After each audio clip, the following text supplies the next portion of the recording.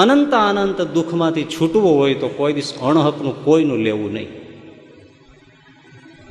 આપીને રાજી થાવ. દેનારા ઉપર ભગવાન રાજી છે, કારણ કે ભગવાનનો સ્વભાવ દેવાનો છે. એને કોની હારે ગમે? જે દઈ જાણે છે એની હારે ગમે. કોઈક લોભિયા ઉપર ક્યારેય ભગવાન થોડો રાજી થયો છે? ભગવાનનું નામ જ ઉદાર છે.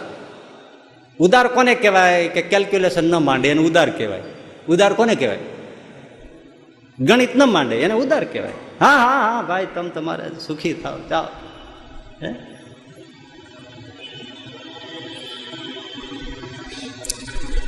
ગરીબોને દેવા માટે આમ પૈસાને થોડોક ઘા કરી દો અને પછી શું માને? અમે ગરીબોને બહુ સેવા કરી, પણ તે હગા ભાઈને દઈ દે ને.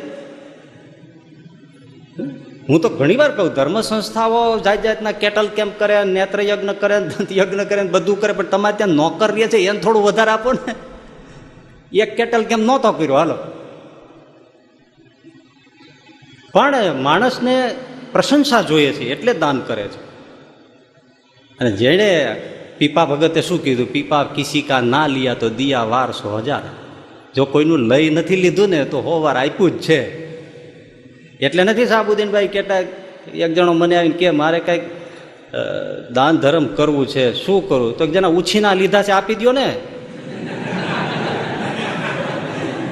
જેના હલવાડ્યા છે એને આપી દો, બસ. આ દાન ધર્મ જ છે ભલા માણસ.